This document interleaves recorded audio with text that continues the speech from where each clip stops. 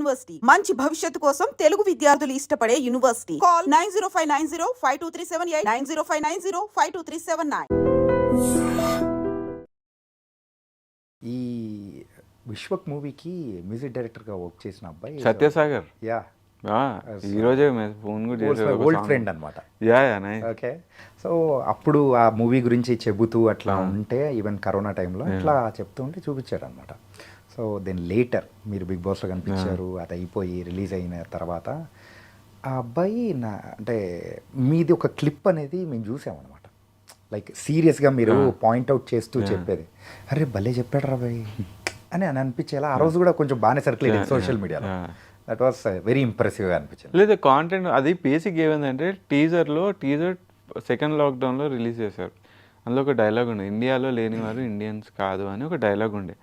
So ఇప్పుడు బేసిక్గా అది అందరూ నన్ను వేసుకున్నారు, నన్ను డైరెక్టర్, నేను ఎవరికి తెలియదు, డైరెక్టర్ ఎవరు తెలియదు, అందరు హట్ అయ్యారు, వేసుకున్నారు. ఐ వాజ్ వెరీ కాన్ఫిడెంట్, ఎందుకంటే సినిమా చేసింది నేను, డైలాగ్స్ అని చెప్పింది నేను, రాసింది మా డైరెక్టర్.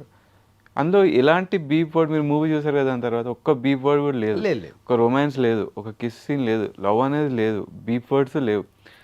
అది ఒక సర్టెన్ సిచ్యువేషన్లో అవతల మనిషి ఏదో అంటే ఇండియా మీద ఎక్కువ ప్రేమతోని వీడు ఆ మాట అన్నాడు. అది తర్వాత అందరికీ అర్థమైంది. అది మళ్ళీ నాకు ప్లస్ అయింది, వీడు మంచి యాక్ట్ చేశారు, వీడు బాగా చేశారు, చాలా సినిమాలు తెచ్చిపెట్టింది. దాని తర్వాత అజయ్ గారు కూడా అంతే, దీంట్లో డ్రగ్స్ గురించి ఏం లేదు. ఆ సినిమా ఎక్స్పీరియన్స్తోనే ఓకే, అది మీరు చూస్తే కైండ్ ఆఫ్ కొంచెం డాక్యుమెంటరీ టైప్లో ఉంటుంది. ఇది విశ్వక్ ఫస్ట్ నుంచి లాస్ట్ ఫ్రేమ్ దాకా పోవద్దు అగ్రెషన్ అదే ఉంటుంది. సో ఓకే, అదే పాయింట్ని చెప్తే మనం అంత పెద్ద హీరోలం కాదు, ఒక స్టేచర్ ఉన్న హీరో చెప్తే వింటారు, వాళ్ళకి ఫ్యాన్ బేస్ ఉంటుంది, వాళ్ళ ఫాలోవర్స్ ఉంటారు, వింటారు.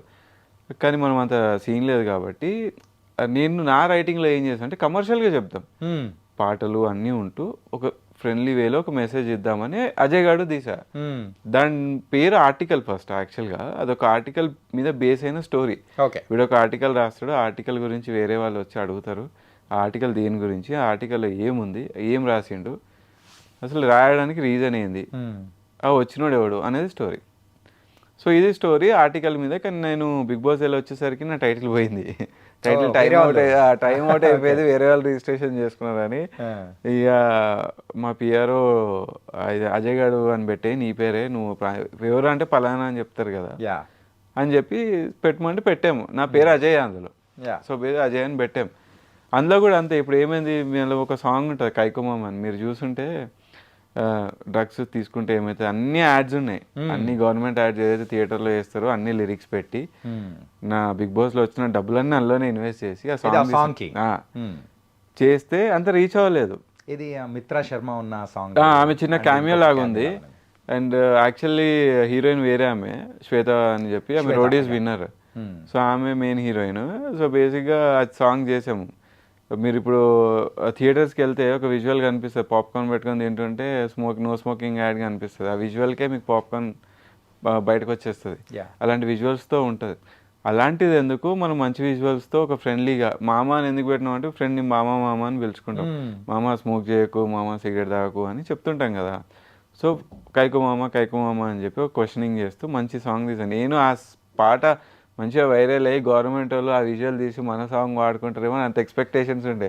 The end of the day అది నేను పిఆర్ చేయలేక, నేను ప్రమోషన్కి అంత డబ్బులు లేక, అది ఓటీటీలో వచ్చేసింది కాబట్టి అట్లా వెళ్ళిపోయిందని.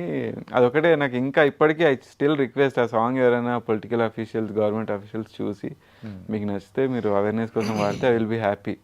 ఇప్పుడు అంతేగా, నేను న్యూస్ ఇచ్చా కాబట్టి న్యూస్లో లేను, న్యూసెన్స్ చేస్తుంటే న్యూస్లో ఉంటుండే.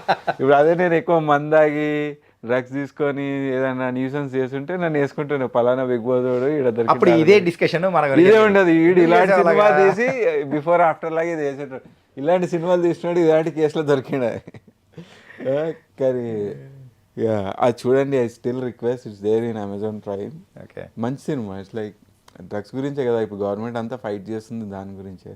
అదే నేను ఒక చిన్న లవ్ స్టోరీ ఒక ఇది పెట్టి చేశాను. అంటే ఒక కమర్షియల్ ఆస్పెక్ట్స్ కూడా కంప్లీట్గా, అంటే విశ్వక్లో చేయండి ఇక్కడ చేసింది. అది నేను డిఫరెన్స్ చూస్ చేశాను. ఎండ్ ఆఫ్ ది డే నాకు ప్లస్ కూడా అయింది. నాకు ఏమైంది అంటే అప్రూవల్స్ ఈజీగా వచ్చాయి, కాంటెంట్ నచ్చింది. ఓకే హిందీ కొనుక్కుంటారు, తెలుగు సినిమాలు హిందీలో కొనడం కామన్, తమిళోడు వచ్చి కొనుక్కోడు కదా. నా సినిమా తమిళ వాళ్ళు కొనుక్కున్నారు, ఓకే. కన్నడ వాళ్ళు కొనుక్కున్నారు. అజయ్ గఢ్ అనే సినిమా ఇప్పుడు మీరు స్టిల్ యూట్యూబ్లో కొట్టి చూడండి, తమిళ్లో 1 million క్రాస్ అయిపోయింది, హిందీలో 3-4 million క్రాస్ అయిపోయింది. విత్ ఇన్ ఏ మంత్ అయింది రిలీజ్ అయ్యి. 10 million అమెజాన్లో క్రాస్ అయిపోయింది. అంటే కాంటెంట్లో దమ్ము ఉంటేనే కదా. సో బేసిక్గా so I was happy. Okay content reach అయింది, మన డైరెక్షన్ నచ్చింది, నేను ఫస్ట్ సినిమానే ఓకే సెన్సిబుల్గా ఆడుతుంది.